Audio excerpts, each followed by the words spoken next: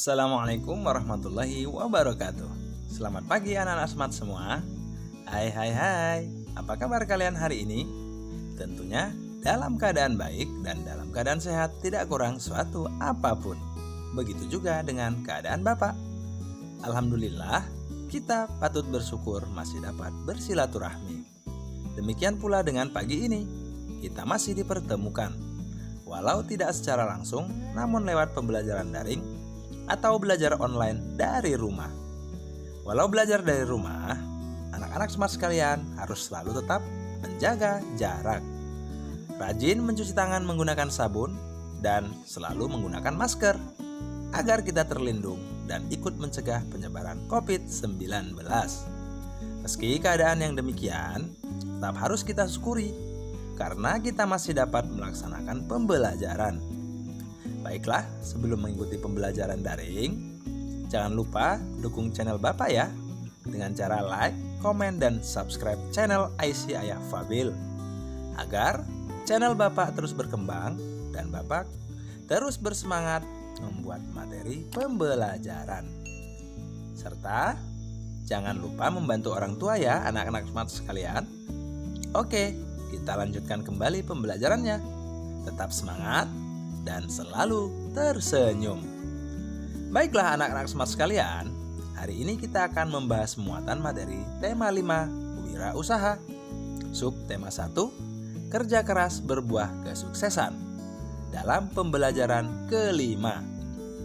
Namun, sebelum kita memulai pembelajaran, mari kita berdoa menurut agama dan kepercayaan masing-masing.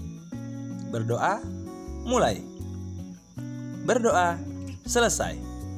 Selanjutnya, mari kita simak dulu tujuan pembelajaran yang akan kita capai pada pembelajaran hari ini.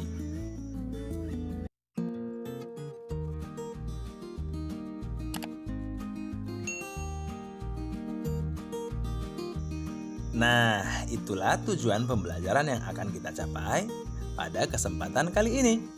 Tahukah kalian, banyak kerjasama yang diselenggarakan negara-negara ASEAN untuk mengembangkan prestasi dan potensi ekonomi masyarakatnya.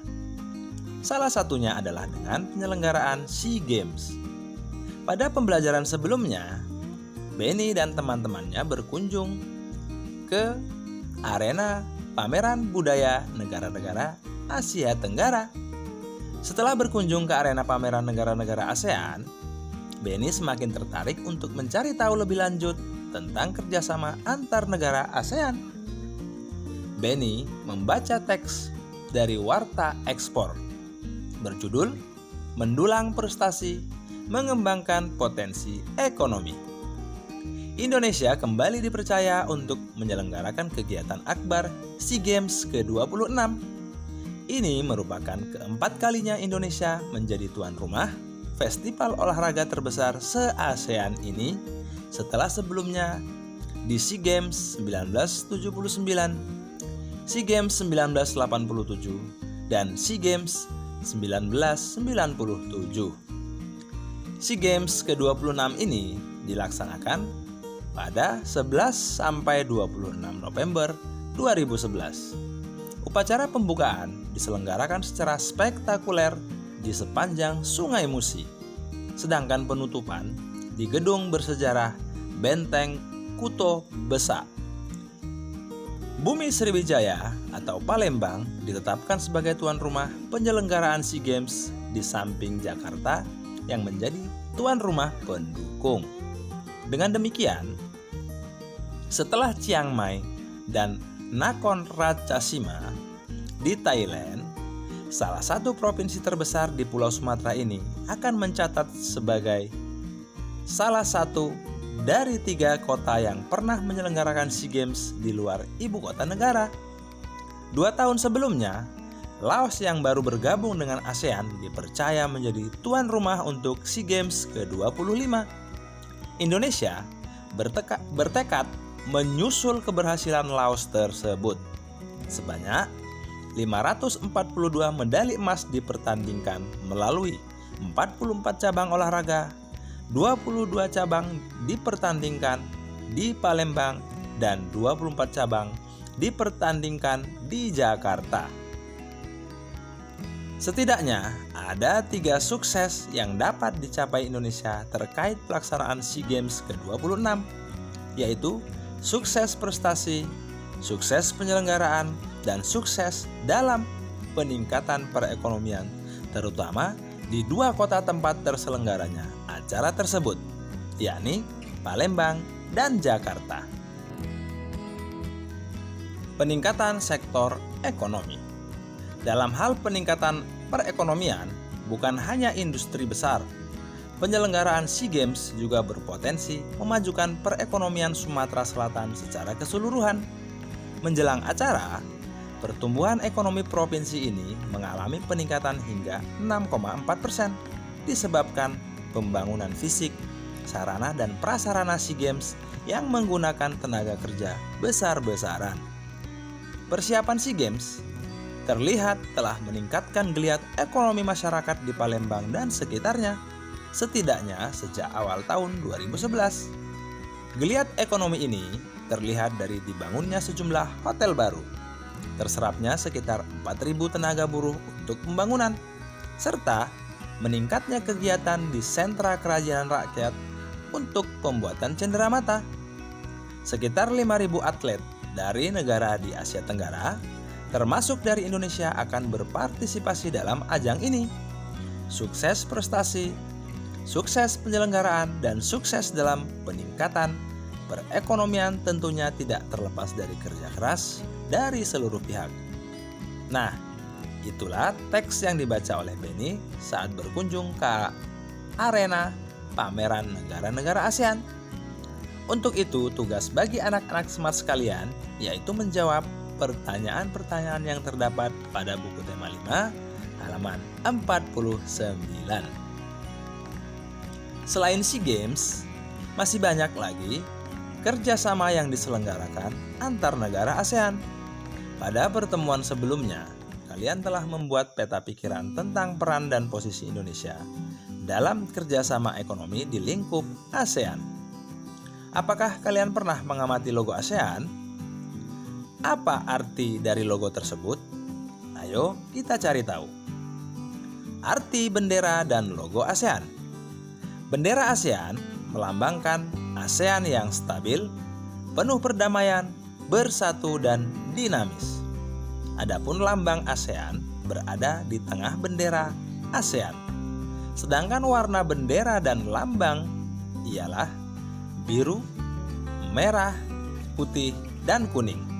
Masing-masing mewakili warna dasar setiap bendera negara anggota ASEAN. Warna biru melambangkan perdamaian dan stabilitas. Merah melambangkan semangat dan kedinamisan. Putih menunjukkan kesucian, dan kuning merupakan simbol kemakmuran. Ikatan rumpun padi melambangkan harapan para tokoh pendiri ASEAN agar asosiasi ini secara bersama-sama terikat dalam persahabatan dan kesetiakawanan sosial. Lingkaran melambangkan kesatuan ASEAN. Amati logo-logo berikut ini.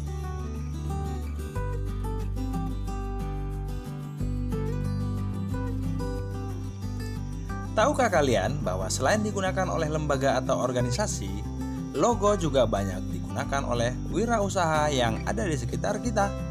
Apa logo itu? Logo merupakan bagian dari reklame.